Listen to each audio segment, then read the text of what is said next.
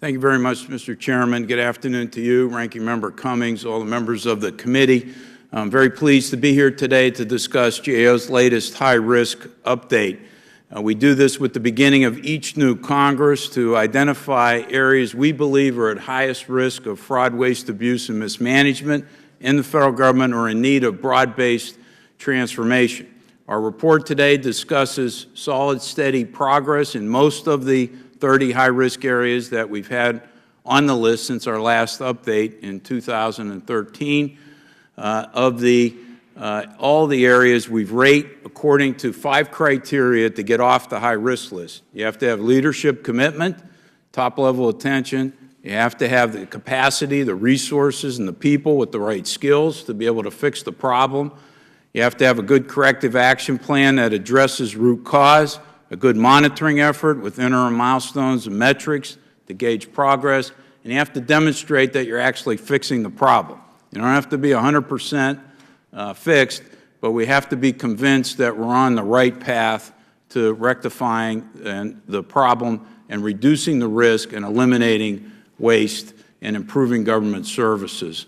Of the 30 areas, 18 have at least partially met all 5 criteria, and 11 of those 18 have at least fully met one or more of the criteria and partially met the others. In 2 areas, we're recognizing progress so that we're narrowing the scope of the high-risk area. First is on FDA's oversight of medical devices.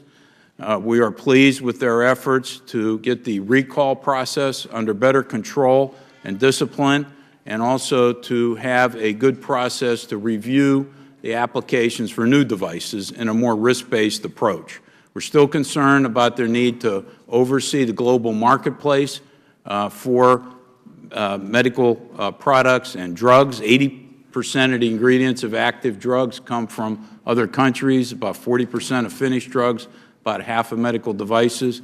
So they need to do more there, and also to address drug shortage issues. Second area is contract management.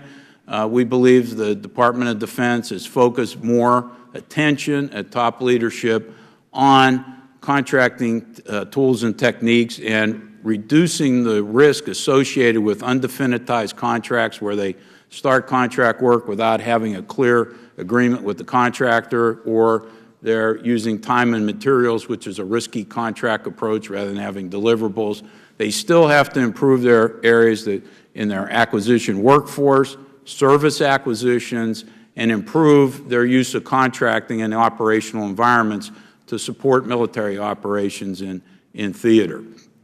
We are adding 2 new areas to the high-risk list this year. First is VA's provision of health care service for veterans.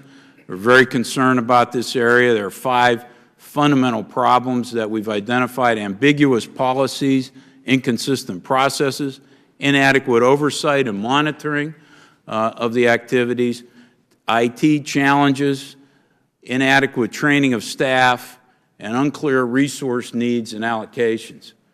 Congress has passed legislation recently to give them additional $15 billion to help address this problem.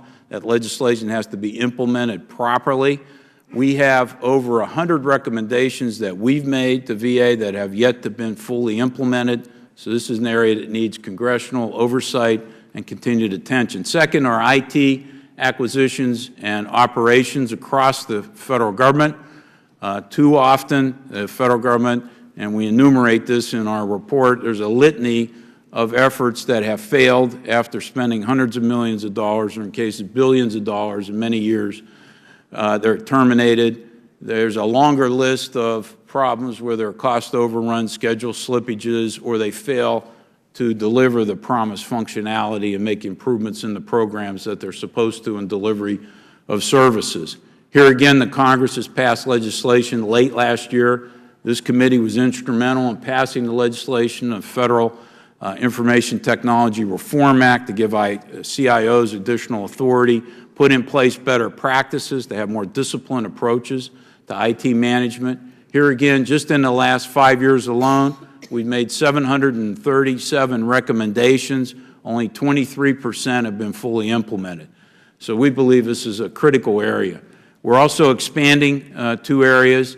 In the administration and tax area, we've been focused on the tax gap, which at last count was $385 billion. We're expanding that to include identity theft, and the IRS was able last year to stop about $24 billion in fraudulent returns potentially, but they missed, by their own estimates, about $5.8 billion. We've got some fixes to this we can talk about in the Q&A. We're also expanding cybersecurity and critical infrastructure protection to include privacy issues. Initially, we designated computer security across the entire federal government, first time we ever did that, in 1997. We added critical infrastructure protection because most of the computer assets are in the private sector hands in 2003.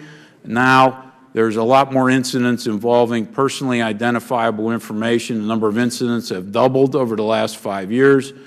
Privacy law was passed in 1994. It's sorely in need of updating, and we have a number of other recommendations to protect this sensitive information. American people deserve for their information to be protected properly while we're addressing the cybersecurity issues. I thank you for the opportunity to be here today and look forward to answering your questions.